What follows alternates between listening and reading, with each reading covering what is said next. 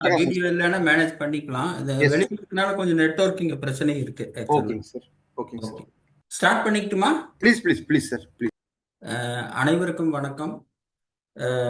எனக்கு தொடர்ச்சியாக வாய்ப்பளித்துக் கொண்டிருக்கும் விஆர்எஸ் அகாடமி இயக்குனர்னு சொல்லுவேன். இன்னிலிருந்து நேற்று இருந்து அட்வொகேட் ஆயிட்டாரு. ஸோ அட்வொகேட் நீலகண்டன் அவர்களுக்கு எனக்கு நன்றியை தெரிவித்துக் கொண்டு வணக்கத்தை தொடர்த்துக்கிட்டு டைரக்டா சப்ஜெக்டுக்கு போயிடுறேன். இன்னைக்கு நான் எடுத்திருக்கிற இந்த காலகட்டத்தில் 31 ஆகஸ்ட் மட்டும் நமக்கு பெரும்பாலும் பிஸ்னஸ் இன்கம் அது சம்பந்தமான ப்ரொவிஷன்ஸ்கள் தேவை. அதுல முக்கிய ஸ்தானம் வகிப்பது பிஸ்னஸ் இன்கத்துல மிக முக்கிய ஸ்தானம் வகிப்பது 44AD. ஏன்னா பெரும்பாலான ஃபைல்கள் நம்ம ஏன்னா இன்கம் டேக்ஸ் ஆக்டுக்கு சிம்பிளிஃபைடு ஸ்கீமா இருக்கு. மினிமம் எல்லாத்துக்கும் மினிமம் டேர்ன் ஓவரா இருக்கு.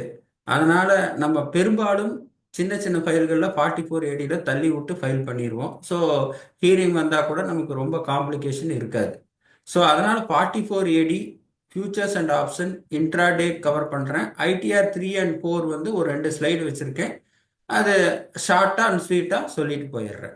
ஸோ இப்போ முதல்ல 44AD சிலது உங்களுக்கு தெரிஞ்ச கருத்துக்கள் இருக்கும். சிலது ரொம்ப மெட்ரிகுலஸான பாயிண்ட்டு, கொஞ்சம் அது விவாதம் பண்ணுற மாதிரி இருக்கும்.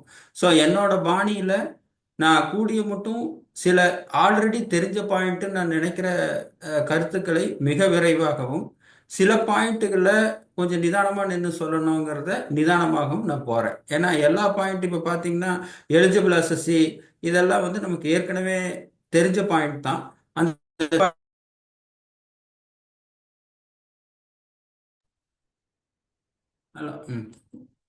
சிலது டிஸ்கஷன் இருக்கணும்னு நினைக்கிறத நான் சார் வாய்ஸ் கட் ஆகுதுங்க சார். ஸ்கிரீன் தெரியலைங்க sir.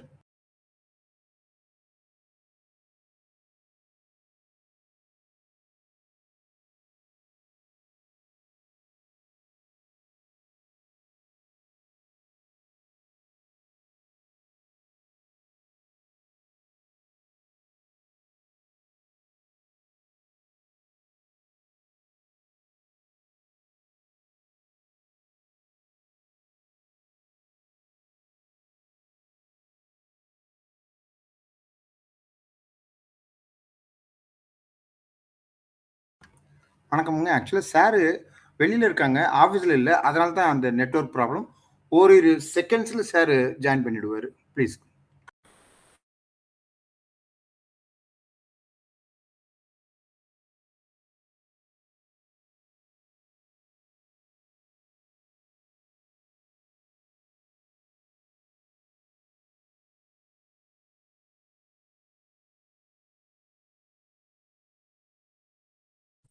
Hello Neelakantan, hello. Yes sir. இப்போ வீடியோ தெரியுதுங்க சார். ஆனால் ஸ்லைடு கட் ஆயிடுச்சு. நெட் வேற ஆல்டர்னேட்டிவ் பண்ணியிருக்கேன். இது மட்டும் பிபிடி மட்டும் பாருங்களேன், ஷேர் கொடுப்பேன். சரிங்க சார். அது இந்த வெளியில் இருக்கனால கொஞ்சம் டிஃபிகல்ட்டி இருக்கு நெட்ல. ஓகே இப்போ நோ வேற ஒரு ப்ராப்ளம். ஆல்டர்னேட்டிவ் பண்ணு. சூப்பருங்க சார். வீடியோ சார் பிபிடி வந்துருச்சு சார். அந்த ஃபுல் ஸ்க்ரீனாக போடணும் சார். சூப்பருங்க சார். இல்ல வீடியோவும் தெரியுது இல்லையா? வந்துருச்சுங்க சார். அருமையாக இருக்குங்க சார். Thank you sir. வீடியோ வந்துருச்சு, பிபிடி வந்துருச்சு. Start yes sir. பண்றேன். எஸ் கூடவே இருக்குங்க சார். Thank you sir. ஆடி சொல்லுங்க. ஹலோ சார் கூடவே இருக்குங்க சார். பார்த்துக்கிறேங்க sir. Thank you sir. 44AD presumptive taxation. So இதில் சில பாயிண்ட்டுகள் நான் சொன்ன மாதிரி சிம்பிளாகவும், சில பாயிண்ட்டுகள் ஃபாஸ்டாகவும் போகிறேன். 44ADயில் உங்களுக்கு எல்லாம் தெரிஞ்ச point, individual HCF partnership firm தான் எலிஜிபிள். LLP not eligible. ஏன்னா லிமிடெட் லைபிலிட்டி பார்ட்னர்ஷிப்புக்கு செப்பரேட் ஆக்ட் இருக்கு, லைக் கம்பெனிஸ் ஆக்ட் மாதிரி தனிப்பட்ட ஆக்ட் இருக்கு. அதில் கவர் பண்ணுறதுனால LLP கம்பெனிஸ் கவர் ஆகாது. அட்லீஸ்ட் இந்த பவர் பாயிண்ட்டுடைய சாரம் ஃபர்ஸ்ட் இது பார்த்தீங்கன்னா, இண்டிவிஜுவல் HCF பார்ட்னர்ஷிப் ஃபார்ம் எலிஜிபிள்னு சொன்னா கூட அதுக்கப்புறம் ஒரு கமா அவங்க ரெசிடென்ட் ஆஃப் இந்தியா இருந்தால் தான் கவர் ஆகும். உதாரணத்துக்கு பார்த்தீங்கன்னா, இண்டிவிஜுவல் ஒரு ப்ரொப்ரைட்டரி ஃபார்ம் இருக்காருன்னா, இண்டிவிஜுவல் ரெசிடென்ட் இன் இந்தியா இருந்தால் 44AD எலிஜிபிள்.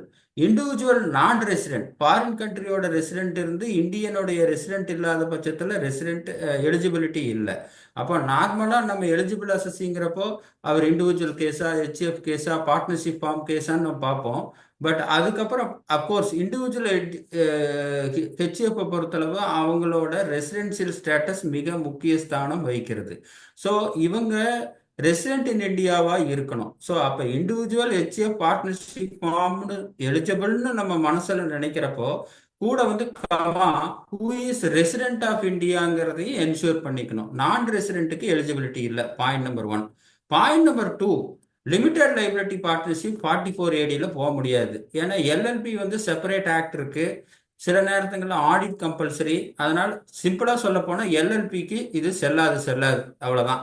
ஸோ இப்போ எலிஜிபிள் அசசி கேட்டகரியில் நம்ம பெரும்பாலும் டீல் பண்ணுறது இண்டிவிஜுவல் ஹெச்ஏஎஃப் பார்ட்னர்ஷிப் ஃபார்ம். அதுக்கு எலிஜிபிலிட்டி இருக்குது. Point number 1. பாயிண்ட் நம்பர் 2, அவங்க ரெசிடென்ட் இந்தியாவாக இருக்கணும். 2வது. 3வது வந்து எல்எல்பி லிமிடெட் லைபிலிட்டி பார்ட்னர்ஷிப்க்கு நாட் எலிஜிபிள். 3வது பாயிண்ட் இந்த பிபிடியில் சொல்லியிருக்கேன். இந்த டிடக்ஷன் எல்லாம் கிளைம் பண்ணால் 44AD பண்ண முடியாது. 80H2. பட் இந்த 3வது பாயிண்ட் வந்து ஒரு தகவலுக்குத்தானே ஒழிய நம்ம பெரும்பாலும் டீல் பண்ற ஃபைல்ல இந்த மாதிரி வரக்கூடிய வாய்ப்புகள் மிக கம்மி. 1. 2வது, இன்னைக்கு பெரும்பாலும் நம்ம நியூ ஸ்கீம்ல போறதுனால 80 சீரியஸ் டிடக்ஷனை பத்தி நம்ம பெரும்பாலும் நம்ம கண்டுக்கிறதே கிடையாது. இருந்தாலும் 44ADல 3rd பாயிண்ட் வந்து இந்த டிடக்ஷன் எல்லாம் கிளைம் பண்ணா 44AD நாட் எலிஜிபிள்ங்கிறது ஒரு ஷரத் இருக்கு, அதோட சாரம் இருக்கு. பட் பிராக்டிக்கலா பாத்தீங்கன்னா நியூ ஸ்கீம் வர்றப்ப இந்த 80C எல்லாம் இருக்காது. அப்கோர்ஸ் 10 இருக்கும். பட் இது வந்து ரொம்ப ரேர் சுச்சுவேஷன் தான். இது 1. நெக்ஸ்ட் பாத்தீங்கன்னா எலிஜிபிள் பிசினஸ். ஏன்னா ஃபர்ஸ்ட் அசசி பார்த்துட்டோம். அசசினா நமக்கு மைண்டுக்கு வர்றது individual HUF partnership firm resident in India. மீதி எல்லாம் ஆகாது. எல்எல்பி ஆனாலும் ஆகாது, கம்பெனி ஆனாலும் ஆகாது. எலிஜிபிள் பிசினஸ் அப்படிங்கும் போது, ஏன்னா இந்த 44AD வந்து இதுக்கு தகுதியான ஆளாங்கிறது ஃபர்ஸ்ட் ஸ்லைட்ல சொன்னேன். 2வது ஸ்லைட்ல பார்த்தா எலிஜிபிள் பிசினஸ், எந்த பிசினஸ் எல்லாம் எலிஜிபிள் ஆகும் அப்படின்னு பார்த்தீங்கன்னா எனி பிசினஸ் எக்ஸப்ட். ஏன்னா லீசிங் கேரேஜ் ஆஃப் கூட்ஸுக்கு 44AEங்கிற ஒரு தனி செக்ஷன், ஸ்பெஷல் செக்ஷன் இருக்கனால நம்ம 44ADல கொண்டு வர முடியாது. சார் இது என்ன சார் இது இருக்குன்னா, அந்த ஸ்பெசிபிக் ஃப்ளையிங் கூட்ஸ் கேரேஜுக்கு தனியாக 44AEன்னு இருக்கனால இதுல வராதுன்னு சொல்லியிருக்காங்க. இது சொல்லாம இருந்தாலும் இதுல வராது. ஏன்னா எப்போ ஒரு செக்ஷன் வந்து 44 ஒரு பிசினஸுக்கு இந்த செக்ஷன்ல காம்பவுண்டிங் ரேட் போகலாம் அப்படின்னு நம்ம சொல்லியிருக்கோமோ, பர்செப்டிவ் டேக்ஸ் போகலான்ட்டு. காம்பவுண்டிங் ரேட்னா ஜிஎஸ்டி டைம் ரெண்டும் ஒன்று தான். பட் இருந்தாலும் பர்செப்டிவ் டாக்ஸேஷன்ல போகலான்னா 44ADல அது எலிஜிபிள் இல்லை. 2வது வந்து டேர்ன் ஓவர் கிரிட்டீரியா உங்களுக்கு எல்லாமே தெரிஞ்சது தான். ஆக்சுவலா turn over criteria up to 2 crore மட்டும் எலிஜிபிள் 44AD. 2 crore-லேருந்து 3 crore மட்டும் எலிஜிபிள் தானா சார்? ஆமா இல்ல அப்படின்னு சொல்லணும். என்ன சார் அப் டு 2 crore மட்டும் எலிஜிபிளா? ஆமா. Up to 2 crore turn over எப்ப சார், மாசத்துக்கா இயர்க்கான்னு கேட்டீங்கன்னா up to 2 crore turn over during the இயர்க்குள்ள இருந்தா எலிஜிபிள். சரி, ஒரு பிசினஸோட டேர்ன் ஓவர் அல்லது பிசினஸோட கிராஸ் ரிசீப்ட் 2 crore-க்குள்ள இருந்தா எலிஜிபிள்னு சொல்றீங்க. கரெக்ட். 2 crore-லேருந்து 3 crore மட்டும் எலிஜிபிளா இல்லையா சார்னு கேட்டா 2 crore-லேருந்து 3 crore மட்டும் எலிஜிபிள் தான், ஆனா எலிஜிபிள் இல்லை சார். ஒன்னா 2 crore to 3 crore மட்டும் எலிஜிபிள்னு சொல்லுங்க, இல்ல எலிஜிபிள் இல்லைன்னு சொல்லுங்க. ஆமா எலிஜிபிள் இருக்கு ஆனா இல்ல அப்படின்னு ஒரு கன்ஃபியூஸ் பண்றீங்க. என்னன்னு கேட்டா அப் டு 2 crore மட்டும் எந்த ஒரு ரெஸ்ட்ரிக்ஷன் கண்டிஷனும் 44ADயில் இல்லை. 2 கோடி கிராஸ் ரெசிப்டோ அல்லது 2 கோடி டேர்ன் ஓவரோ இருக்கிற மட்டும் நம்மனால வந்து எலிஜிபிள் தான் நம்ம 44ADயில். அப்புறம் 2 crore-லேருந்து 3 crore போற மட்டும் நீங்க ஒரு பதில் சொன்னீங்க, ஆமா எலிஜிபிள்னு சொன்னீங்க, ஆமா எலிஜிபிள் இல்லைன்னு சொன்னீங்க. 2 பதில் சொன்னீங்க. அப்போ ஆமா எலிஜிபிள்னு சொல்றப்போ 2 crore to 3 crore டிராவல் பண்றப்போ நம்மளோட கிராஸ் ரிசிப்ட் நம்மளோட டோட்டல் டேர்ன் ஓவர்ல 5%க்கு கீழே கேஷ் வாங்கியிருந்தா தான் எலிஜிபிள். இப்போ உதாரணத்துக்கு 100 ரூபா இருக்குன்னு வச்சுக்கோங்க டோட்டல் டேர்ன் ஓவர். அந்த 100 ரூபா டேர்ன் ஓவர்ல 5%க்கு கீழே, நாட் எக்ஸீடிங் 5%, 5% ஆர் பிலோ இருந்தா தான் 5 ரூபா கீழே கேஷ் ரெசிப்ட் இருந்தா தான் நமக்கு 3 crore-ல மட்டும் எலிஜிபிலிட்டி. அப்போ 2 crore மட்டும் எந்த கண்டிஷனும் கிடையாது. நீங்க கேஷ்ல வாங்கினா 8% காமிச்சுக்கலாம், பேங்க் சேனல்ல வாங்கினா 6% காமிச்சுக்கலாம். ஆனா 2 crore-லேருந்து 3 crore போறப்போ இந்த சொல்லுவாங்க இல்லையா, மலைப்பாதை தொடங்குகிறதுங்கிற மாதிரி. ஸோ 2 crore to 3 crore நம்ம போறப்போ நம்ம என்ன செக் பண்ண வேண்டியது இருக்குன்னா, நம்மளோட அவுட் ஆஃப் டோட்டல் டேர்ன் ஓவர்ல அல்லது அவுட் ஆஃப் கிராஸ் ரெசிப்ட்ல 5% கீழே தான் கேஷ்ல வாங்கியிருக்குமாங்கிறத நம்ம செக் பண்ண வேண்டிய ஒரு சப் கண்டிஷன்ல இருக்கு. ஸோ அப்ப நான் சொல்ல வர்றது என்னன்னா, 2 crore மட்டும் நீங்க எதுவுமே கண்டுக்க வேண்டாம், எலிஜிபிள். பட் 2 crore இருந்து 3 crore மட்டும் மலைப்பாதை ஆரம்பிக்கிறப்போ உங்களோட 3 crore எலிஜிபிள் தான். ஆனா 5% கீழே கேஷ் வாங்குனீங்கன்னா 3 crore 44 AD எலிஜிபிள். அப்போ 2 crore டு 3 crore டு 5%க்கு மேல நான் அதுல கேஷ் வாங்கியிருந்தேன்னா 44 AD நாட் எலிஜிபிள்.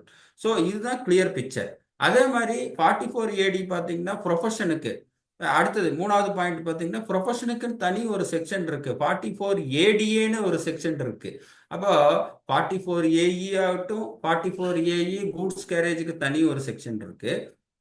44 ADAன்னு ப்ரொஃபஷனுக்கு தனியா ஒரு செக்ஷன் இருக்கு. தனியான ப்ரொசம்டிவ் டாக்ஸேஷன் இருக்கு. இது ரெண்டுமே நேச்சுரலா அந்தந்த ரெஸ்பெக்டிவ் 44 AE அண்ட் 44 ADல கவர் பண்றதுனால இந்த 44 ADல வராது. இது ஒண்ணு. அடுத்து commission and brokerage. Commission or brokerage eligible இல்ல, ஏஜென்சி பிசினஸ் இல்ல. ஸோ இப்ப கமிஷன் அண்ட் புரோக்கேஜ் ஏஜென்சி பிசினஸ்ல பாத்தீங்கன்னா ஒரு சில பிசினஸ், இப்ப உதாரணத்துக்கு ஸ்டாம்ப் வெண்டர் எலிஜிபிள். பாத்தீங்கன்னா இந்த commission and brokerage agency business இதுல எல்லாம் இப்ப ஸ்டாம்ப் வெண்டரோ சரி, இப்ப ஏர் டிக்கெட் புக் பண்றவங்களா எலிஜிபிள். இது சம்பந்தமான டீடைல்டு கேஸ்லாம் உங்களுக்கு வர புதன்கிழமைக்குள்ள என்னோட எல்விஆர் ஞானம் நியூஸ் லெட்டர்ல 44 AD சம்பந்தமா ஒரு கொஸ்டின் அண்ட் ஃப்ரீக்வெண்ட்லி தமிழ்ல frequently asked question, sample problem, important கேஸ்ல ஒரு 10ல இருந்து 15 கேஸ்ல என்னென்ன இருக்கு. உதாரணத்துக்கு இப்ப ஸ்டாம்ப் வெண்டர் எலிஜிபிள், அதே மாதிரி லாட்ரி விற்கிறவங்க அந்த ஏஜென்சி கமிஷன் எலிஜிபிள், அதே மாதிரி ஏர் டிக்கெட் ஏஜென்ட் எலிஜிபிள். பார்த்தா இதுல நம்ம மேலோட்டமா பார்த்தா இவங்க எல்லாம் கமிஷன் ஏஜென்ட் மாதிரி இருக்கு, இவங்களுக்கு 44 AD எலிஜிபிள் இல்லைன்னு நம்ம முடிவு பண்ணுவோம். ஆனா லாட்ரி டிக்கெட் ஏஜென்ட் ஆகட்டும், அதே மாதிரி ஏர் டிக்கெட் ஆகட்டும், ஸ்டாம்ப் வெண்டர் ஆகட்டும், இவங்களுக்கெல்லாம் 44 AD எலிஜிபிலிட்டி இருக்குங்கிற கேஸ்லாம் இருக்கு. அந்த கேஸ்லாம் இந்த பிபிடிலே கொண்டு வரலான்னு பார்த்தா வெளியில சில ஆடிட் ப்ரெஷர்ல இருந்தனால அதை கொண்டு வர முடியல. இன்னொரு 2 நாள்ல என்னோட எல்விஆர் நியூஸ் லெட்டர்ல அந்த கேஸ்லாஸ் பூராமே நான் டீட்டெயில்டா கொடுத்துருக்கேன். புதன் அல்லது வியாழன் என்னோட எல்விஆர் நியூஸ் லெட்டர் பப்ளிஷ் ஆகும். அதுல இந்த 44 AD பிபிடியோட சப்ளிமெண்டா உங்களுக்கு ஹெல்ப்ஃபுல்லா இருக்கும். ஸோ அப்ப commission or brokerage agency business prima facie இல்லைன்னா கூட, உதாரணத்துக்கு இப்போ அந்த கேஸ்ல பேஸ் பண்ணி நான் சொல்றது lottery agent eligible, lottery agent ரேரா இருக்கும், ஸ்டாம்ப் வெண்டர் இருப்பாங்க, ஸ்டாம்ப் வெண்டர் எலிஜிபிள். அதே மாதிரி air ticket agent, air ticket I mean ticket book பண்ற ஏஜென்ட் இருப்பாங்கல்ல, அவங்களதெல்லாம் பார்த்தா கூட கமிஷனா இருந்தா கூட அது எலிஜிபிள்னு சொல்லி கேஸ்லாஸ் இருக்கு. அதுக்கு உண்டான ட்ரிபியூனல் கேஸ்லாஸ் இருக்கு. அது இன்னும் 2 நாள்ல ஷேர் பண்றேன். இப்போ உங்களுக்கு அந்த பேச்சோட ஊட அது எலிஜிபிள்னு சொல்லிட்டு நான் கடந்து போறேன். நெக்ஸ்ட், இப்போ cross receipt turn over. Sir cross receipt 2 crore இருந்தா எலிஜிபிள், 2 crore to 3 crore இருந்தா அந்த 5% கீழே இருந்தா எலிஜிபிள்னு சொல்றீங்க. Gross receipt or turnover என்பதை வருமான வரி சட்டம் 1961, ஏன்னா அடுத்ததுல டிஃபைன் பண்ணல, பட் 1961 ஆக்ட் நம்ம பார்க்குற 25-26 வருஷத்துக்கு ஃபினான்ஷியல் இயருக்கு gross receipt turnover define பண்ணியிருக்கா இல்லையா? சரி, டிஃபைன் பண்ணல. இன்கம் டேக்ஸ் ஆக்ட்ல டிஃபைன் பண்ணல. Sir turn over or gross receipt என்ன டிஃபைன் பண்ணா தான் நாங்கள் அதில் 8% 6% டிசைட் பண்ண முடியும்.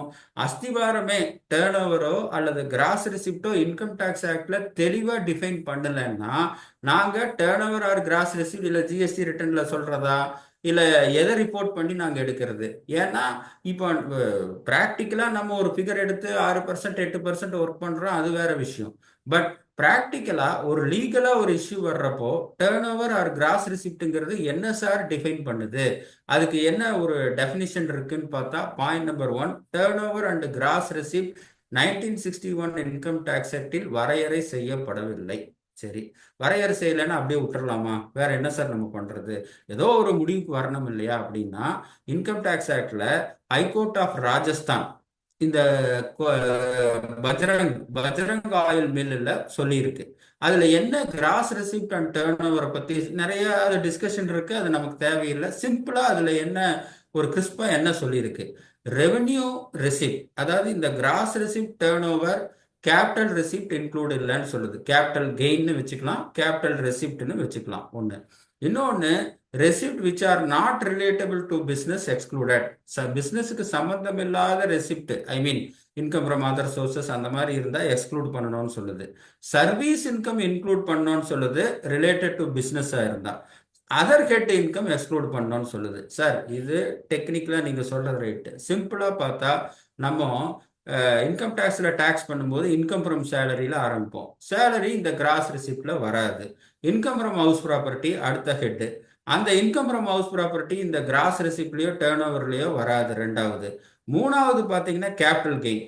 கேபிட்டல் கெயின் வந்து இந்த கிராஸ் ரெசிப்ட்ல வராது. ஏன்னா it is not income from business. மேல சொன்ன சேலரியும் சரி, அடுத்த சொன்ன ஹவுஸ் ப்ராப்பர்ட்டி சரி, அடுத்த சொன்ன கேபிட்டல் கெயினும் சரி, இந்த மூணுமே வந்து இன்கம் ஃப்ரம் அதர் சோர்சஸ் அடுத்தது. இந்த நாலுமே பிசினஸ் இன்கம் என்ற வரையறையில் வராது. இப்போ 44AD பார்த்தீங்கன்னா 44ADயில் இருக்கிற 6% 80% relating to gross receipt or turn over of the business. So அப்போ உதாரணத்துக்கு 5 head: salary, house property, capital gain, income from other sources, income from பிஸ்னஸ்னா நம்ம கிராஸ் ரிசிப்ட் டேர்ன் ஓவருக்கு 5ஐயும் எடுக்கிறதா சார், இல்ல ஒன்னை எடுத்தா போதுமான்னு கேட்டா, இந்த 44AD ரெலவென்ட் செக்ஷன் பிசினஸ் இன்கத்தை மட்டும் டீல் பண்ணிக்கிறது, பிசினஸ் டேர்ன் ஓவரை மட்டும் டீல் பண்ணிக்கிறது, பிசினஸோட கிராஸ் ரிசிப்டை மட்டும் டீல் பண்ணுது. அப்ப அந்த 5 ஹெட்ல ஒரு நபருக்கு டேக்ஸ் இருக்கலாம், இருக்கக்கூடிய வாய்ப்புகள் அதிகம். At least salary, house property, capital gain வந்து ரொம்ப ரேர்னா கூட ஒரு பேங்க்ல இருந்து ஒரு எஸ்பி அக்கௌண்ட்டோ இன்ட்ரெஸ்டோ இருந்தா இன்கம் ஃப்ரம் அதர் சோர்சஸ்ல பேங்க் இன்ட்ரெஸ்டாவோ எஸ்பி இன்ட்ரெஸ்டாவோ இருக்கக்கூடிய வாய்ப்புகள் மிக அதிகம். அப்போ இந்த ஸ்லைட்ல சொல்ற பாயிண்டோடைய சுருக்கம், turn over and gross receipt வருமான வரி சட்டத்தில் வரையறை செய்யப்படவில்லை. சரி, வரையறை செய்யலைன்னா அப்படியே விட்டுறலாமா? ரெண்டு, என்ன ஒரு லீகல் ப்ரொசீடிங்ஸ் இருக்கு. ஸோ ஒரு ஹைகோர்ட் ஆஃப் ராஜஸ்தான் ஒரு இது உள்ள இருக்கு, இது வெளியில இருக்குன்னு சொல்லுது. உள்ள இருக்குன்னு சொல்றது கேபிட்டல் ரெசிப்ட், அதை ஐ மீன் கேபிட்டல் ரெசிப்ட்ங்கிறது கேபிட்டல் கெயின் தான் சொல்றாங்க. கேபிட்டல் கெயின் இன்க்ளூட் ஆகாது ஒண்ணு. அப்புறம் business receipt not related to business அப்படின்னு பார்த்தீங்கன்னா, இப்போ உதாரணத்துக்கு இன்கம் ஃப்ரம் அதர் சோர்சஸில் gift from non relative taxable ஆகுனா அந்த ரெசிப்ட் இன்க்ளூட் ஆகாது. அடுத்தது சர்வீஸ் இன்கம். இப்போ பிஸ்னஸ் இன்கத்தில் பார்க்கும்போது நீங்கள் டேர்ன் ஓவர்னு சொல்கிறீங்க, டேர்ன் ஓவர் ஆர் கிராஸ் ரெசிப்ட்னு சொல்கிறீங்க. இப்போ நிறைய ஃபார்மில் பார்த்தீங்கன்னா, உதாரணத்துக்கு ஒரு மெஷினரி விற்கிற ஃபார்ம்ல எல்லாம் பார்த்தீங்கன்னா டேர்ன் ஓவர் இருக்கும், அவங்க அந்த மெஷினரியோ ஏதோ சர்வீஸ் இன்கம் இருக்கும். உதாரணத்துக்கு இப்போ நம்ம 2 வீலரே வாங்குறோம்னு வைங்க, 2 வீலர் ஃபார்ம்ல டேர்ன் ஓவர் அவங்களோட 2 வீலர் சேல் இருக்கும், அந்த 2 வீலர் சர்வீஸ் பண்றதுக்கும் ஒன்று இருக்கும். அப்போ நம்ம வந்து அந்த பிஸ்னஸோட சம்பந்தப்பட்ட டேர்ன் ஓவர் டிசைட் பண்ணும்போது சேலை மட்டும் டிசைட் பண்ணுமா, இல்ல இந்த பிஸ்னஸோட சம்பந்தப்பட்ட சர்வீஸ் இன்கம் இன்க்ளூட் பண்ணோம்னா பிஸ்னஸோட சம்பந்தப்பட்ட எல்லாத்தையும் நம்ம இன்க்ளூட் பண்ணணும். அப்ப பிஸ்னஸோட சம்பந்தப்பட்ட சேல்ஸ், பிஸ்னஸ்க்காக செய்யப்பட்ட ஐ மீன் ஜாப் ஒர்க்கா இருக்கலாம், இல்ல ஒரு சர்வீஸா இருக்கலாம், நம்ம விற்கிற பொருளுக்கு ஒரு சர்வீஸா பண்ற மாதிரி இருக்கலாம். ஸோ அதையும் இன்க்ளூட் பண்ணணும். ஸோ இந்த ஸ்லைடோட point number 1, income from salary gross ரெசிப்ட்ல இன்க்ளூட் ஆகாது, income from house property gross ரெசிப்ட்ல இன்க்ளூட் ஆகாது, income from capital gain include ஆகாது, income from other sources include ஆகாது, இன்கம் ஃப்ரம் பிசினஸ் இன்க்ளூட் ஆகும். இன்கம் ஃப்ரம் பிசினஸ்ல sales turn over plus service turn over ரெண்டையும் சேர்த்து இந்த டேர்ன் ஓவர் ஆர் கிராஸ் ரெசிப்ட்க்கு பார்க்கணும். இதுதான் இதோட சாராம்சம். மீதி சப்போர்ட்டிங் பாயிண்டா கடைசி லைன்ல கம்பெனிஸ் ஆக்ட்ல அது என்ன சொல்லுது, டேர்ன் ஓவர் என்ன சொல்லுது, அக்ரிகேட் டேர்ன் ஓவர் என்ன சொல்லுது, இது எல்லாமே ஒரு அடிஷ்னல் ஸ்டடிக்கு ரெஃபரன்ஸ் கொடுத்துருக்கேன். சிம்பிளா வந்து அதுதான், 5 ஹெட்ல 4 ஹெட்டையும் கண்டுக்கூடாது. பிசினஸ் ஹெட்ல என்ன இருக்கோ அது மட்டும் கிராஸ் ரெசிப்ட் டேர்ன் ஓவருங்கிறத நம்ம பார்க்கணும். நெக்ஸ்ட் அதே மாதிரி இந்த 44ADல ஆனந்தகுமார் வெர்சஸ் ஏசிடி, இது வந்து என்னன்னா ஏற்கனவே சொன்ன கிராஸ் ரெசிப்டோட டெஃபினிஷன் தான். ஸோ கிராஸ் ரெசிப்டோட டெஃபினிஷன் நம்ம நாளைக்கு இதை எப்படி எடுத்தீங்கன்னா நம்மளால டெஃபினிஷன் வச்சு அதை சப்போர்ட் பண்ண முடியாமல் இருக்கனால ஏற்கனவே சொன்னேன், போன ஸ்லைட்ல சொன்ன இந்த Bajrang oil mill high court of Rajasthan decision and இப்போ சொல்ற ஆனந்தகுமார் ஏசிசிஐடி மெட்ராஸ் ஹைகோர்ட்டோட டெசிஷன் ரெண்டுமே வந்து கிராஸ் ரெசிப்ட் ஏன் எடுத்தங்கிறது சப்ஸ்டான்சியேட் பண்றதுக்கு நமக்கு உதவும். ஏன்னா இப்போ ஒரு வார்த்தை வந்து நாளைக்கு இது எப்படி கிராஸ் ரெசிப்ட் வருது, இதுல இருந்து சேர்த்துனா உங்களுக்கு டாக்ஸ் ஆடிட் வந்துருமே, ஒரு முன்ன பின்ன மாத்தி போடும்போது டாக்ஸ் ஆடிட் கூடிய வரக்கூடிய இருக்கு, ஏன் டாக்ஸ் ஆடிட் பண்ணல, அதுக்கு ஏன் 1,50,000 பெனால்ட்டி பண்ணக்கூடாதுன்னு இந்த பஞ்சாயத்து வர்றதுக்கு நம்ம கிராஸ் ரெசிப்ட் அண்ட் டேர்ன் ஓவருங்கிறது நம்ம ஒர்க் பண்ணும்போது கிளியரா மீதி இருக்கிற salary, house property, capital gain, income from other sources எதையும் எடுத்துக்காம பிசினஸ்ல இருக்கிறத எடுத்துட்டு இந்த ரெண்டு கேஸ் லாவோட சப்போர்ட்டிங் எடுத்துட்டீங்கன்னா நாளைக்கு இந்த கிராஸ் ரெசிப்டை அப்கோர்ஸ் இந்த கிராஸ் ரெசிப்டுக்கு நோட்டீஸ் பெருசா எதுவும் வர்றதில்ல. பட் இந்த கிராஸ் ரெசிப்ட் என்னங்கிறது ஒரு வருமான வரி சட்டம் தெளிவாக வரையறை செய்யாத நிலையில் இந்த ரெண்டு கேஸ்லாவும் உங்களுக்கு உதவியா இருக்கும். இந்த பிபிடியை நம்ம நீலகண்டன் சாருக்கு ஷேர் பண்ற உங்களுக்கு உதவியா இருக்கும். அடுத்தது இல்ல மேல. ஸோ இப்போ கிராஸ் ரெசிப்ட் சொல்லிட்டீங்க சார். கிராஸ் ரெசிப்ட்ல பிஸ்னஸ் மட்டும்தான் எடுக்கணும்னு சொல்லிட்டீங்க.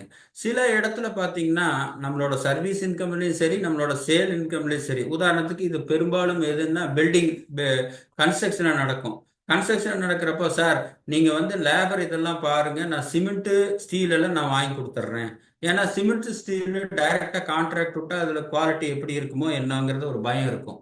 அப்போ இந்த கான்ட்ராக்ட் விடுறவர் என்ன சொல்லுவாரு, சார் நான் வந்து மெட்டீரியல் சிமெண்ட் இதெல்லாம் நான் வாங்கி கொடுத்துட்றேன், நீங்க அதை தவிர மீதி இருக்கிற மெட்டீரியல் மேஜரா, ஏன்னா ஒரு கட்டடத்துக்குன்னு எடுத்தா சிமெண்ட் மெட்டீரியல் இந்த மாதிரி இருக்கிறது தான் மேஜர் இது. ஏன்னா அந்த குவாலிட்டியும் நம்ம கான்ட்ராக்ட் கொடுக்கலாம். பட் குவாலிட்டி கான்ட்ராக்ட் கொடுக்கும்போது சில நேரத்தில் நமக்கு ஒரு தயக்கம் என்ன ஆயிருதுன்னா அந்த குவாலிட்டி கரெக்டா வருமானு இருக்கும். அப்ப நம்ம என்ன சொல்லுவோம், சார் நானே டைரக்டா பர்ச்சேஸ் பண்ணி கொடுத்துட்றேன், இந்த நீங்க வந்து மீதி இந்த பார்த்துக்குங்க அப்படின்னா அந்த value of the material client வந்து தன்னோட ஒர்க்குக்காக ஒரு மெட்டீரியல் சப்ளை பண்ணா அந்த வேல்யூவை கிராஸ் ரெசிப்ட்ல இருந்து எக்ஸ்க்ளூட் பண்ணும். ஏன்னா அதோட சேலே இல்லையே. இப்ப நான் ஒரு வேலை செய்யறேன், எனக்கு ஒரு டேர்ன் ஓவர் கிராஸ் ரெசிப்ட் நான் கால்குலேட் பண்ணோம்னா நான் போட்ட குட்ஸுக்கு நான் போட்ட சர்வீஸுக்கு தான் நான் கிராஸ் ரெசிப்ட் கால்குலேட் பண்ணணுமே ஒழிய பை கன்வீனியன்ட்டுக்காக எனக்கு ஒரு கஸ்டமர் வாங்கி கொடுக்குறாரு அப்படிங்கிறப்போ அது வந்து என்னோட குட்ஸே கிடையாது, அவரோட குட்ஸ் அந்த வேலையில் இன்வால்வ் பண்றதுக்காக எனக்கு கொடுக்குறாரு. ஸோ இது பாருங்க, இந்த மாதிரி சாத்தியக்கூறுகள் ரொம்ப கம்மி. இது பொதுவா ரியல் எஸ்டேட் பிசினஸ் பண்றப்போ மெட்டீரியல், அதாவது நம்ம கிட்ட இருக்கிற கஸ்டமர் மெட்டீரியல் ஏதாவது தன்னோட பர்சனலா வாங்கி அந்த ஒர்க்குக்காக சப்ளை பண்ணியிருந்தா அந்த வேல்யூ எக்ஸ்க்ளூட் பண்ணலாம். பொதுவாக மற்ற பிஸ்னஸுக்கு வரக்கூடிய சாத்தியக்கூறுகள் ரொம்ப கம்மி. இது ரியல் எஸ்டேட் பிஸ்னஸ் ஆல்சோ அந்த 2 crore 3 crore இருந்தா 44 AD எலிஜிபிள் தான். ஸோ அதனால சொல்றேன், இது ஸ்பெசிபிக், அதுக்கு உண்டான சர்க்குலர் இருக்கு. அடுத்தது பார்த்தீங்கன்னா இந்த கிராஸ் ரெசிப்ட்ல டிடிஎஸ் உங்களுக்கு எல்லாத்துக்கும் தெரிஞ்சது தான். இப்போ 100 ரூபா டேர்ன் ஓவர் இருக்குன்னா உதாரணத்துக்கு 10 ரூபா டிடிஎஸ் பிடிக்கிறாங்கன்னு வச்சுக்குவோம். அப்போ நமக்கு 90 ரூபா வருது. அப்போ கிராஸ் டேர்ன் ஓவருங்கிறது 90 ரூபா எடுக்கணுமா 100 ரூபா எடுக்கணும்னா 100 rupees தான் எடுக்கணும் இன்க்ளூடிங் டிடிஎஸ். ஏன்னா நம்ம சில நேரத்தில் நம்ம என்ன பண்ணிடுறோம்னா இந்த 44 ADயில் அப்கோர்ஸ் நம்ம ஜிஎஸ்டி ரிட்டர்ன் ஃபைல் பண்றப்ப 100 ரூபா தான் ரிப்போர்ட் பண்ணியிருப்போம். ஏன்னா ஜிஎஸ்டி ரிட்டர்ன் வந்து கிராஸ் வேல்யூ தான். பட் இங்க என்ன பாயிண்ட்னு கேட்டா டிடிஎஸ் வந்து இப்ப 100 ரூபா இருக்குன்னா டிடிஎஸ் 10 ரூபா பிடிச்சா நான் கிராஸ் ரெசிப்டுக்கு 90 ரூபா எடுக்கணுமா 100 ரூபா எடுக்கணுமானா 100 ரூபா தான் எடுக்கணும். சரி சார் 100 ரூபா எடுக்கணும்னு சொல்லிட்டீங்க.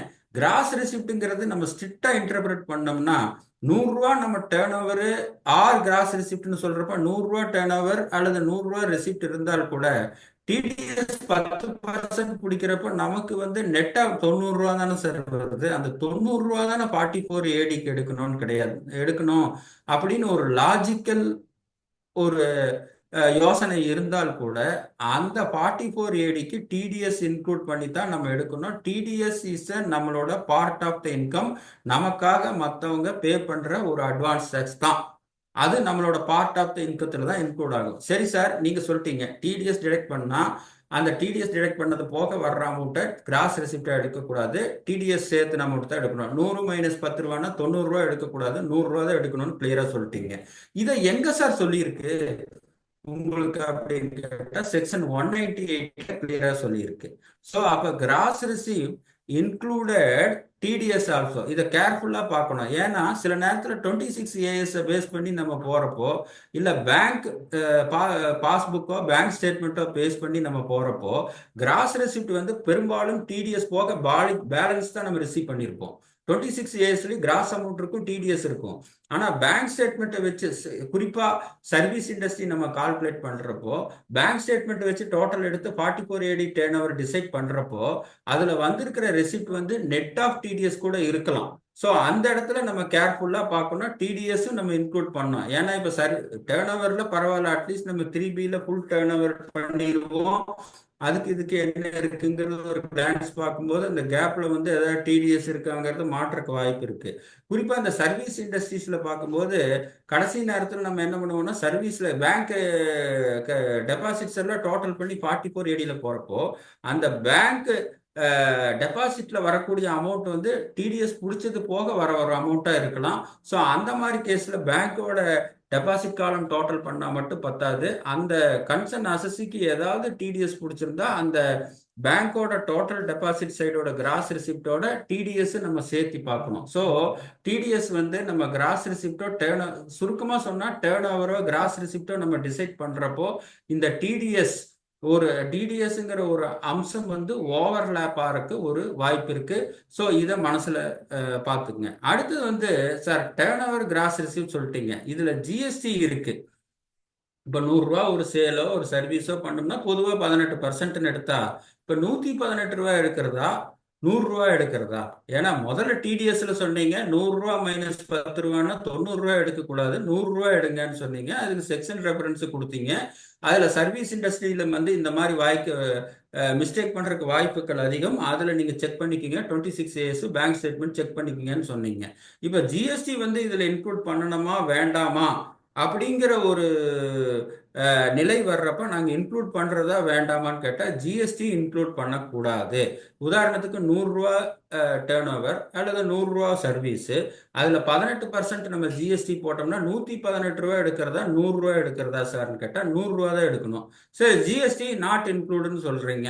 அது நீங்க டேர்ன் ஓவர் இல்லை, நம்ம வாங்கி கட்டுறோம், கிளைண்ட்டுக்காக பண்றோம், போறோம், இதெல்லாம் ரைட்டு.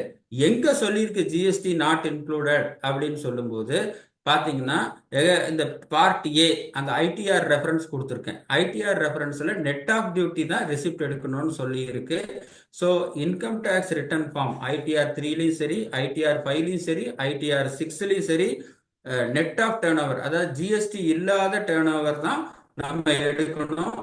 சிம்பிளா சொல்ல போனா டிடிஎஸ் உள்ளே, ஜிஎஸ்டி வெளியே, அப்படி வச்சுக்கோங்க. ஸோ இந்த கிராஸ் ரிசிப்ட் டிசைட் பண்றப்போ இதெல்லாம் ஒரு செக்லிஸ்ட் மாதிரி பார்த்துட்டு இந்த டிடிஎஸ் ஃபேக்டர்னாலேயோ டிடிஎஸ் உள்ளே ஃபேக்டர்னாலேயோ ஜிஎஸ்டி வெளியோ ஃபேக்டர்னாலேயோ 2 கோடிக்கு தாண்டி போச்சுன்னா அல்லது 3 கோடிக்கு தாண்டி போச்சுன்னா நாட் எலிஜிபிளா இருக்கக்கூடிய வாய்ப்பு இருக்கு. இதை 44ADல இந்த அம்சங்கள் டிடிஎஸ் ஃபேக்டரைஸ், ஜிஎஸ்டி ஃபேக்டரைஸ், இந்த கிராஸ் ரெசிப்ட்லி டேர்ன் ஓவர்ல கரெக்டா பண்ணிருக்கோமாங்கிறத நீங்க பாத்துக்கங்க. அடுத்தது பாத்தீங்கன்னா 6%, இது எல்லாம் உங்களுக்கு தெரிஞ்சதுதான். 6%னா ஈக்குவல் டு 6% காமிக்கணும். அது எலக்ட்ரானிக் சிஸ்டத்துல வாங்கியிருக்கணும். எலக்ட்ரானிக் கிளியரிங் ரூல் 6ABBல சொல்லியிருக்கிற எலக்ட்ரானிக் மோட் இருக்கணும். அது என்னன்னு கடைசியில கொடுத்துருக்கேன். Credit card, debit card, RTGS, NEFT, இதெல்லாம் இந்த பேமெண்ட்ல பண்ணா 6% காமிச்சா போதும். ஏன்னா இதெல்லாம் பேங்க் சேனல் அல்லது அதர் தென் த கேஷ் சேனல் வச்சுக்கலாம்.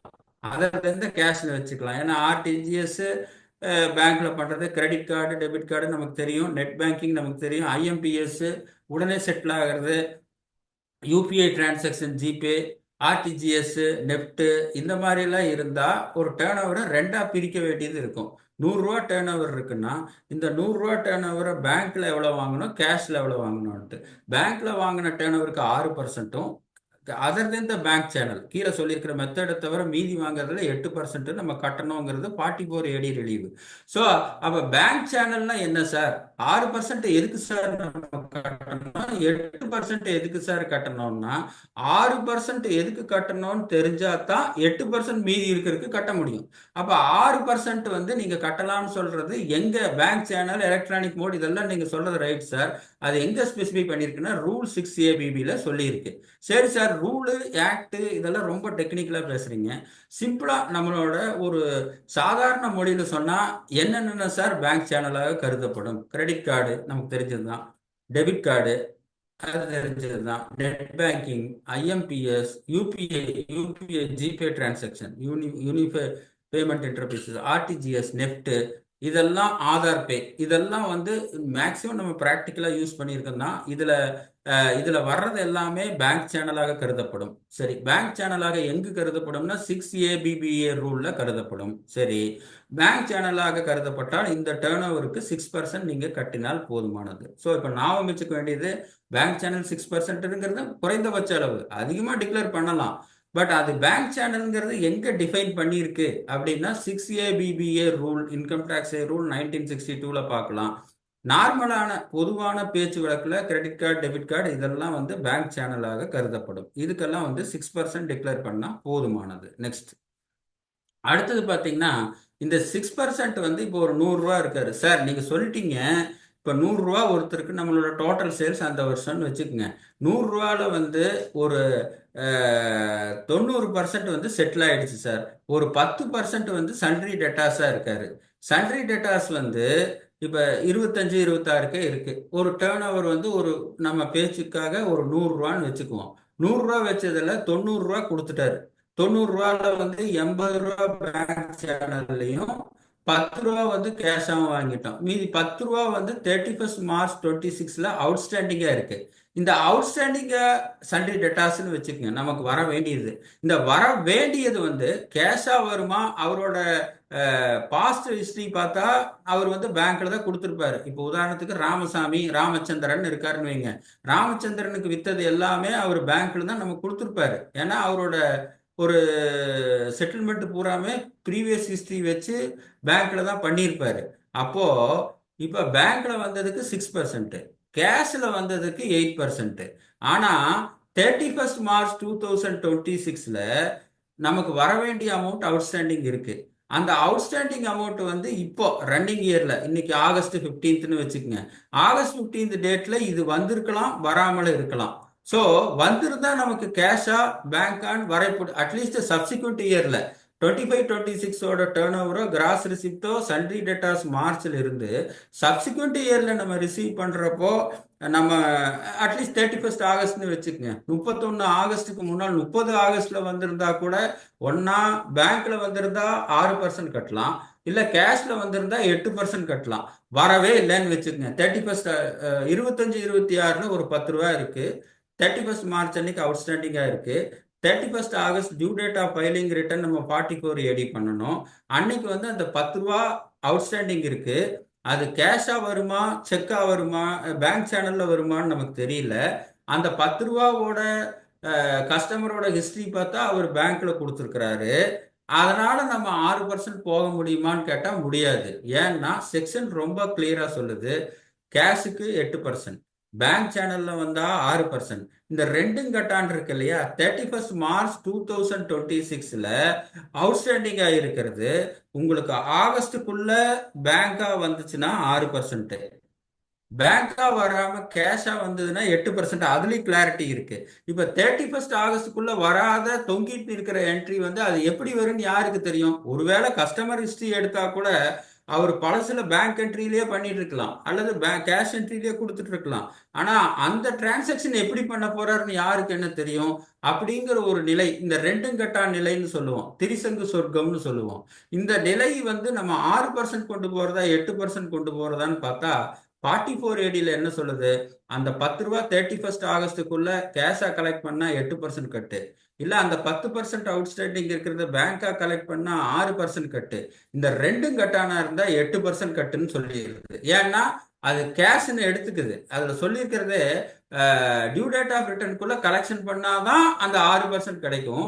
டியூ டேட்ல கலெக்ஷன் பண்ணாம திரிசங்கு சொர்க்கம் மாதிரி இருந்ததுன்னா நீ 8% தான் கட்டணும்னு சொல்லுது. அப்போ ஈவன் தோ இந்த ஆகஸ்டுக்கு அப்புறம் அந்த 10 ரூபா டேர்ன் ஓவர் நம்ம பேங்க் சேனல்ல கூட நம்ம கலெக்ட் பண்ணலாம். இருந்தாலும் அந்த போர்ஷனுக்கு நம்ம 8% கட்ட வேண்டியது இருக்கும். இது ஒரு மைன்யூட் பாயிண்ட் பார்த்துக்குங்க. ஏன்னா நிறைய டேர்ன் ஓவர் அவுட்ஸ்டாண்டிங் 31 மார்ச்ல இருக்கும். 31 ஆகஸ்ட் 6 மாசம் 5 மாசம் டைம் இருக்கு. கலெக்ட் பண்றதுக்கு சாத்தியக்கூறுகள் மிக அதிகம் என்றால் கூட இதுல ஒரு சின்ன அமௌண்ட் 31 ஆகஸ்டுக்குள்ள கலெக்ட் பண்ணாம இருக்கிறதுக்கு வாய்ப்பு இருக்கு. அப்ப நம்ம என்ன நினைப்போம், அந்த கஸ்டமர் ரெகுலரா பேங்க்ல தானே கொடுக்குறாரு, 6% போயிடலாம்னு நினைக்க கூடாது. அந்த டியூ டேட்டுக்குள்ள கரெக்டா பேங்க் சேனல்ல வந்தா இருக்கு, இல்லாட்டி it is assumed as 8% turn over. இது ஒரு மெட்ரிகுலஸான பாயிண்ட் பாத்துக்கங்க. அடுத்தது வந்து இந்த 6%, 7வது பாயிண்ட், 6% 8% ஜாஸ்தியா காட்டலாமா சார்னா, இது மினிமம் இன்கம் தான். மேக்சிமம் நீங்க எவ்வளவு வேணா காட்டலாம்.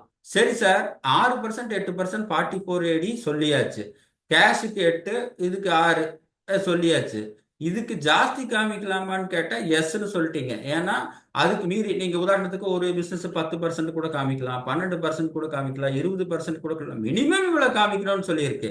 அதுக்கு கம்மியா காமிக்க முடியுமா சார்னா, கம்மியா காமிச்சா 44ADல நாட் எலிஜிபிள். அப்போ 6% 8% இப்படி வாங்க. 8% வந்து கேஷுக்கு, 6% வந்து பேங்க் சேனலுக்கு, ரெண்டும் கட்டான் கலெக்ஷன் ஆகாம ஆகஸ்ட்ல இருக்கிறதுக்கு 8%. அதுக்கு மேல 6% 8%க்கு மேல ஜாஸ்தி காமிக்க முடியும். 6% 8% கீழே காமிச்சா 44ADல இருந்து நீங்க வெளியில வர்ற மாதிரி இருக்கும், ஆப்ட் அவுட் மாதிரி இருக்கும். அதாவது 6% எப்பவுமே ஒரு ஸ்டாட்யூட்டரி லிமிட் பண்ணா அதை விட ஜாஸ்தி பண்றதுக்கு தான் லைபிலிட்டி இருக்குமே, அதுக்கு கம்மியா பண்ண முடியாது. சரி சார், கம்மியா பண்ணுனா என்னங்கிறத நம்ம பின்னால அடுத்த 1 2 ஸ்லைட்ல பார்ப்போம். 8% பார்த்தா 8% ஏற்கனவே நான் சொல்லிட்டேன். Other than the bank channel, other than the account payee cheque, அந்த மாதிரி அதாவது கேஷ்னு சொல்லல, other than the account payee cheque, அந்த மாதிரி டிப்ளமேட்டிக்கா யூஸ் பண்ணியிருக்காங்க. அதோட தாத்பரியம் என்னன்னா, இப்ப செல்ஃப் செக் வாங்கினா கூட 8% தான். ஏன்னா இப்ப கேஷ்னு சொல்லிட்டா, இப்ப செல்ஃப் செக் வாங்கிட்டா அது செக் ஆயிரும் இல்லையா? அதனால அக்கௌண்ட் பே செக், அக்கௌண்ட் பே bank draft, electronic clear system இந்த மாதிரி வாங்கினா தான் 6%. இதை தவிர வாங்கினா 8%ங்கிற மாதிரி தான் இருக்கு. என்னோட சஜஷன் கேட்டா, கிளியரா பேங்க்ல டிரான்சாக்ஷன் இருந்து நீட்டா இருந்தா 6% பண்ணிருங்க. இந்த ரெண்டும் கட்டானா இருந்தா 8%, 2% ஜாஸ்தியானாலும் பரவாயில்ல, கட்டிட்டு போயிடலாம். அடுத்தது வந்து ஏற்கனவே சொன்னதான் ஹையர் இன்கம் பண்ணலாங்கிறத அதையவே ரிப்பீட் பண்ணியிருக்கேன். நெக்ஸ்ட். ஸோ மீதி இம்பார்ட்டன்ட் பாயிண்ட்ஸ் இதுல என்ன? ஸோ ஃபர்ஸ்ட் பாயிண்ட் 44ADல additional point. So higher income declare பண்ணலாம். இது ஏற்கனவே நான் ரிப்பீட் பண்ணது தான். சார், இந்த 44AD 6% 8%ங்கிறது வேற ஏதாவது செலவு இதுக்கப்புறம் பண்ண முடியுமா? ஏன்னா இதே 6% 8% மினிமம் குறைச்சாச்சு. இதுக்கப்புறம் ஏதாவது செலவு, பிசினஸ் செலவு அலோவ் பண்ண முடியுமானா பண்ணவே முடியாது. 6% 8% நம்ம சொல்றதே வந்து வரவுல எல்லா செலவும் கழிச்சது போக வரக்கூடிய ஒரு அசம்ஷன் பர்சன்டேஜ் தான். ஸோ இந்த 6% 8%க்கு அப்புறம் எந்த செலவும் உங்களுக்கு அலோவ் பண்ணப்படாது. ஏன்னா இந்த 6% 8%ங்கிறது நெட் ப்ராஃபிட் தானே ஒழிய கிராஸ் ப்ராஃபிட் கிடையாது. ஸோ நெட் டாக்ஸபிள் இன்கம், இது ஒரு 2வது பாயிண்ட். 3வது பாயிண்ட் வந்து, சார் பார்ட்னர்ஷிப் ஃபார்ம் நீங்க 44ADல எலிஜிபிள்னு சொல்லிட்டீங்க.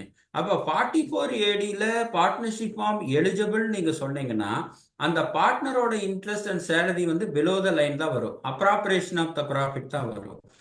ஸோ 6% 8% டிசைட் பண்ணிட்டு அதுக்கப்புறம் பார்ட்னர் சேலரி அண்ட் இன்ட்ரெஸ்ட் கழிச்சுக்கலாமான்னு கேட்டா, பார்ட்னர் சேலரி அண்ட் இன்ட்ரெஸ்ட் கழிச்சதுக்கு அப்புறம் தான் 6% 8% அந்த செக்ஷன்ல சொல்லியிருக்கு. சிம்பிளா சொல்ல போனா 6% 8%க்கு அப்புறம் எந்த செலவு அனுமதிக்கப்படாது, ஒண்ணு சட்ட பிரகாரம். 2வது, அது பார்ட்னர்ஷிப் ஃபார்மா இருக்கிற ஒரு பட்சத்துல பார்ட்னரோட, ஏன்னா மீதி செலவெல்லாம் கூட பரவாயில்ல, பார்ட்னர் சேலரி இன்ட்ரெஸ்ட் நம்ம பார்த்து போட்டுக்கிறது தானே. பார்ட்னர் சேலரி சரி, இன்ட்ரெஸ்ட் சரி. சரி, அட்லீஸ்ட் மற்ற செலவு எது இல்லைனாலும் பரவாயில்ல, இந்த 6% 8%ல பார்ட்னர் சேலரி இன்ட்ரெஸ்டாவது அலோவ் பண்ணி அதுல வர்ற கம்மியான ப்ராஃபிட்டுக்கு நம்ம டாக்ஸ் கட்ட முடியுமான்னு பார்த்தா அதுவும் முடியாது. அப்போ 6% 8%ங்கிறது எல்லா செலவுகளும் கழிச்சது. பார்ட்னர்ஷிப் ஃபார்ம்ல சொல்லக்கூடிய இன்ட்ரெஸ்ட் அண்ட் சேலரியும் கழிச்சது போக வர பர்சன்டேஜ் ஒழிய அந்த 6% 8%க்கு அப்புறம் திருப்பி பார்ட்னர் சேலரி இன்ட்ரெஸ்ட் அலோவ் பண்ண முடியாது. சிம்பிளா பண்ண சொன்னா 6% 8% வேதாந்த வாக்கு, அதை அப்படியே கட்டிட வேண்டியதுதான். அதுல அடுத்தது இன்னொரு டெக்னிக்கல் ஃபிளா, டெப்ரிசியேஷன் நம்ம போடலாமா சார்? வேற செலவு தான் இல்லை, பார்ட்னர்ஷிப் இன்ட்ரெஸ்ட் சேலரி அலோவ் பண்ண முடியாதுன்னு சொல்லிட்டீங்க. வேற செலவெல்லாம் பரவாயில்ல, ஏதோ சொத்து கித்து யூஸ் பண்ணா அதுக்கு ஒரு டெப்ரிசியேஷன் பண்ணலாமா சார்னா அதுல டெப்ரிசியேஷனும் பண்ண முடியாது. எல்லாம் ஃபேக்டரைஸ் பண்ணி தான் நாங்க 6% 8% கொடுக்குறோம். அதை கண்டுட்டு அதை நம்ம கால்குலேட் பண்ணிட்டு போக வேண்டியதான். நெக்ஸ்ட். இப்ப அடுத்ததுல பாத்தீங்கன்னா, சரி சார், இப்ப அடுத்த 44AD வந்து அட்வான்ஸ் டேக்ஸ் வந்து மார்ச் 15th கட்டினா போதும். எல்லாத்துக்கும் தெரிஞ்சது வருஷத்துல 4 டைம் அட்வான்ஸ் டேக்ஸ் வரும், June, September, December, March. Of course March 31st நம்ம கட்டலாம். பட் 44 AD இருக்கிற கேஸுக்கு on or before March 15th கட்டினாவே போதும். ஐ மீன் ஃபோர்த் இன்ஸ்டால்மெண்ட் கட்டினாவே போதும். மீதி 3 இன்ஸ்டால்மெண்ட் கட்டணுங்கிற அவசியம் இல்லை. ஃபோர்த் இன்ஸ்டால்மெண்ட்ல கட்டினாவே அந்த 234AB இன்ட்ரெஸ்டோட ஒரு கன்செஷன் கிடைக்கும். சுருக்கமாக சொன்னால் அட்வான்ஸ் டேக்ஸ் 44 AD கேஸ்க்கு 4 இன்ஸ்டால்மெண்ட் கிடையாது. 4வது இன்ஸ்டால்மெண்ட் 15th March மட்டும் நமக்கு வரும். அதில் கட்டியிருந்தாவே அந்த இன்ட்ரெஸ்டோட கன்செஷன் நமக்கு கிடைக்கும். ஆக்சுவலாக 44 ADயில் போனால் புக்ஸ் மெயின்டைன் பண்ணுறதில்ல, பண்ண வேண்டிய அவசியம் இல்லைன்னு நம்ம சொல்கிறோம். பட் பின்னால் இது ஒரு 2 நிமிஷம் சொல்கிறேன். புக்ஸ் ஆஃப் அக்கௌண்ட்ஸ் மெயின்டைன் பண்ண வேண்டியது இல்லைங்கிறது தியரிட்டிக்கல் தான். ப்ராக்டிக்கலாக என்னங்கிறத சொல்கிறேன். 2 crore to 3 crore ஏற்கனவே பேசினதான். கேஷ் ரெசிப்ட் இருக்கு இல்லைன்னு நான் பேசினேன். 2 crore to 3 crore லிமிட் இருந்தாலும் எலிஜிபிள், ப்ரொவைடட் கேஷ் ரெசிப்ட் வந்து 5%க்கு எக்ஸீட் ஆகாமல் இருக்கணும். அடுத்தது இந்த 44ADயில் 6% 8% வந்து டிடிஎஸ் ஏதாவது பிடிக்காம விட்டா டிஸ்அலவன்ஸ் வருமா சார்? ஏன்னா நீங்க சொல்லிட்டீங்க எல்லா எக்ஸ்பென்சஸும் அளவு இல்லை, பார்ட்னர் சேலரி அளவு இல்லை, பார்ட்னர் இன்ட்ரெஸ்ட் அளவு இல்லை, டெப்ரிசியேஷன் அளவு இல்லை. இதெல்லாம் ஃபேக்டரைஸ் பண்ணி தான் நாங்கள் 6% 8% சொல்கிறோம்னு சொல்கிறீங்க. அட்லீஸ்ட் வந்து ஏதாவது டிடிஎஸ் பிடிக்காம விட்டுருந்தோம்னா அதுக்கு ஒரு 40A டிஸ்அலவன்ஸ்னு ஒன்று வருது இல்லையா? இந்த 6% 8%ல அது சேருமா? ஏன்னா முதல்ல சொன்னதெல்லாம் இன்கம் டேக்ஸ் ஆக்ட்ல செலவு கழிக்க முடியாதுன்னு சொல்லிட்டு வந்தேன். அட்லீஸ்ட் இப்போ 40A3 கேஷ் பேமெண்ட் 10,000க்கு மேலே பண்ணால் ஒரு டிஸ்அலவன்ஸ் இருக்கு, டிடிஎஸ் பிடிக்காம இருந்தால் ஒரு டிஸ்அலவன்ஸ் இருக்கு, ஜிஎஸ்டி இஎஸ்ஐ பிஎஃப் கரெக்டாக அந்த டைமுக்குள்ளே கொடுக்கலன்னா 43B டிஸ்அலவன்ஸ் இருக்கு.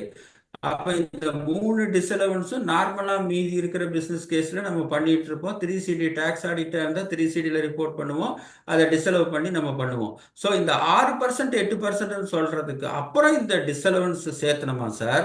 இல்ல இந்த டிஸ்அலவன்ஸும் உள்ளடக்கியது தான் 6% 8%ஆன்னு கேட்டா 44ADயில் 6% 8% பண்ணாவே 48 டிஸ்அலவன்ஸ் தேவையில்லை. டிடிஎஸ் பிடிக்கலன்னா எக்ஸ்பெண்டிச்சர் டிஸ்அலவன்ஸ் தேவையில்லை. 40A3 டிஸ்அலவன்ஸ் பண்ண வேண்டிய, I mean cash payment in excess of 10,000 இருந்தால் பண்ண வேண்டிய அவசியம் இல்லை.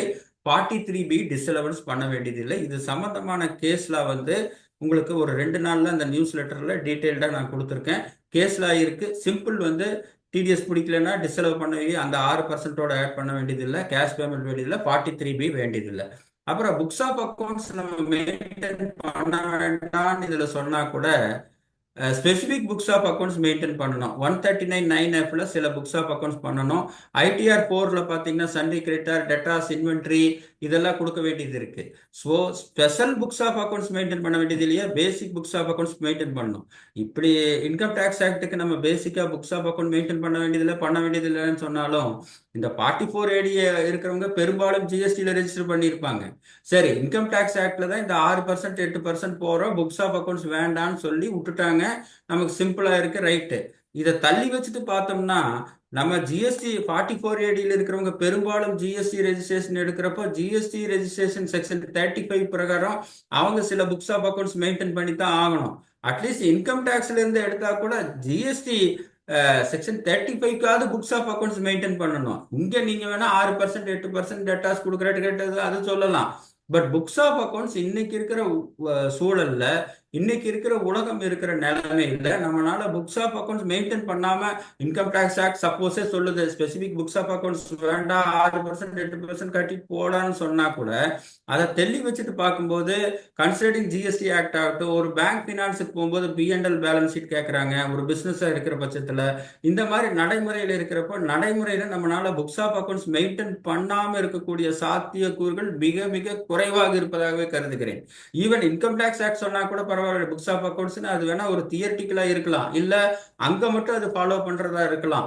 இல்ல நீங்க அந்த ஜிஎஸ்டி ஆக்ட் பெரும்பாலும் இன்கம் டேக்ஸ் இருக்கிறவங்களுக்கு ஜிஎஸ்டியா இருக்கும், பிசினஸ் இருக்கக்கூடிய கண்ணோட்டத்தில் செக்ஷன் 35ல புக்ஸ் ஆஃப் அக்கௌண்ட்ஸ் மெயின்டைன் பண்ணணும் ஜிஎஸ்டி கம்பல்சரியா சொல்லுது.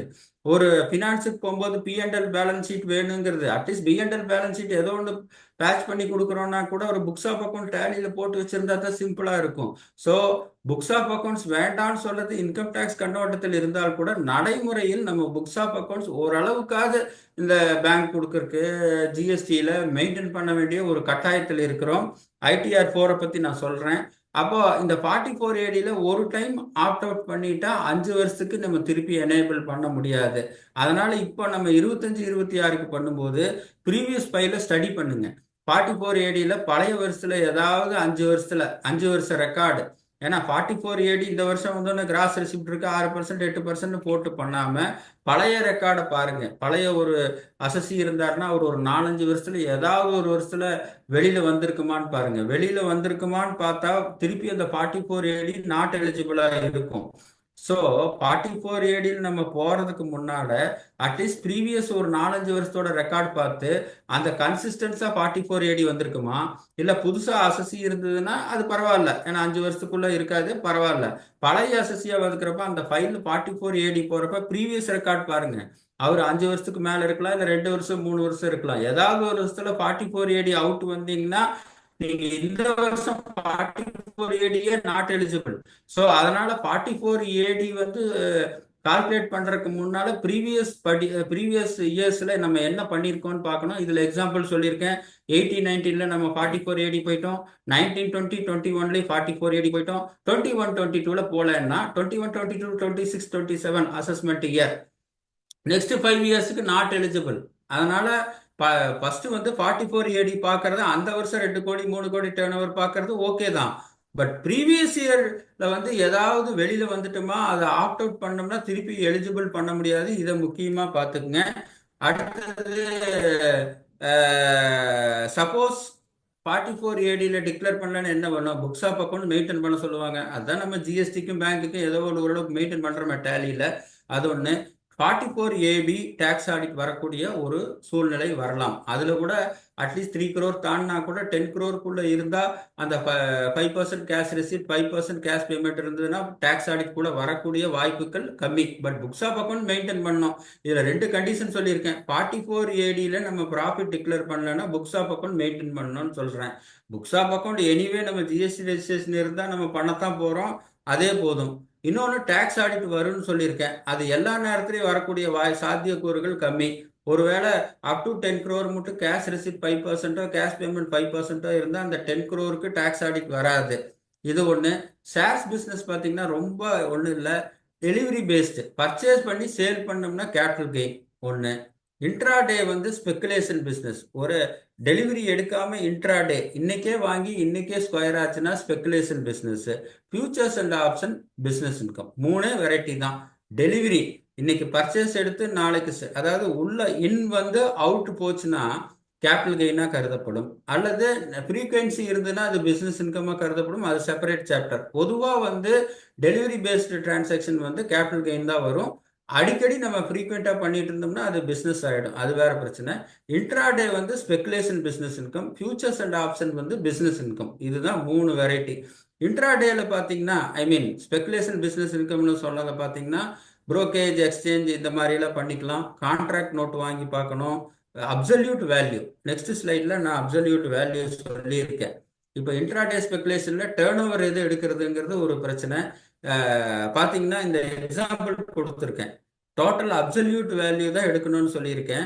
ஒரு ஃபர்ஸ்ட் டே டிரான்சாக்ஷன்ல உங்களுக்கு 7,500 லாபம் வருது. செகண்ட் டே டிரான்சாக்ஷன்ல 20,000 லாஸ் வருது. 2 நாள்ல எக்ஸாம்பிளுக்காக கொடுத்துருக்கேன். இதே மாதிரி 365 டேஸ் நம்ம போட்டு போகலாம். 2 நாள் பண்ணும்போது என்னோட டேர்ன் ஓவர் என்ன சார்னா 27,500. சார் ஃபர்ஸ்ட்ல ப்ராஃபிட் வரும்னு சொல்லிட்டீங்க, 2வது டேல லாஸ்ன்னு சொல்லிட்டீங்க. நம்ம நார்மலா பிளஸ் மைனஸ் அக்கௌண்ட் பிரகாரம் 20,000 மைனஸ் 7,500 12,500 தானே சார் வரணும். நீங்க என்னன்னா 7,500 பிளஸ் 20,000 சேர்த்துட்டீங்க, 27,500 டேர்ன் ஓவர் சொல்றீங்கன்னா institute of chartered account of guidance note கிளியரா சொல்லுது. டோட்டல் அப்சல்யூட் வேல்யூ எடுக்கணும். வேல்யூன்னு சொல்றப்ப அது மைனஸா பிளஸ்ஸாங்கிறது நமக்கு கிடையாது, வேல்யூ தான். நமக்கு ஒரு கணக்கு பர்பஸுக்கு மைனஸ் பிளஸ்ன்னு சொல்றோம். சார் மைனஸ் பிளஸ் எப்படி சார் சேர்க்க முடியும் அப்படின்னா, இன்னைக்கு இருக்கிற சூழ்நிலையில 2 பேர் ஆப்போசிட்டா இருக்கிறவங்களே சேரும்போது ஏன் மைனஸ் பிளஸ் சேரக்கூடாது? ஸோ அது நீங்க ஞாபகம் வச்சுக்கங்க. 20,000 7,500 நம்ம பெரும்பாலும் சொல்ற அக்கௌண்டிங் என்னன்னா லாஸ் மைனஸ் ப்ராஃபிட் இருக்கிறப்ப 13,500 தான் வரணும். ஆனா 27,500 சொல்றீங்க அப்படின்னா அப்சல்யூட் வேல்யூ தான் காமிக்கும். Value in terms of loss plus value in terms of profit. I mean 27,500 is a turnover. So இதுல இருக்கிற purchase price 2,200 turnover கிடையாது. குறிப்பா intraday transactionல 22,250 sale transaction கிடையாது. 48,000 கிடையாது, 47,200 கிடையாது. அதோட ரெட்ட பண்ற அப்சல்யூட் வேல்யூ பிளஸ் ஆர் மைனஸா இருந்தா சேர்த்திக்கணும். அதுதான் டேர்ன் ஓவர். அந்த டேர்ன் ஓவர் தான் 44ADக்கு எலிஜிபிள். அந்த டேர்ன் ஓவர் தான் 44AB எலிஜிபிள். இது பார்த்துக்க. ஐடிஆர் சுகம் சேஞ்சஸ் இதெல்லாம் இருக்கு. ஐடிஆர் சுகம்ல 2 ஹவுஸ் ப்ராப்பர்ட்டி அன்ட்ரைலஸ் ஃபாரின் அசெட் ரிப்போர்ட்டிங் எடுத்திருக்காங்க. 44A இந்த பிபிடி ஷேர் பண்ற சில இம்பார்ட்டன்ட் சேஞ்சஸ் எல்லாம் பெரிய சேஞ்சஸ் எதுவும் இல்லை. 2 ஹவுஸ் ப்ராப்பர்ட்டி இருந்தாலும் நம்ம பண்ண முடியும். ஃபாரின் அசெட் ரிப்போர்ட்டிங் ஐடிஆர் 4ல தூக்கியிருக்காங்க.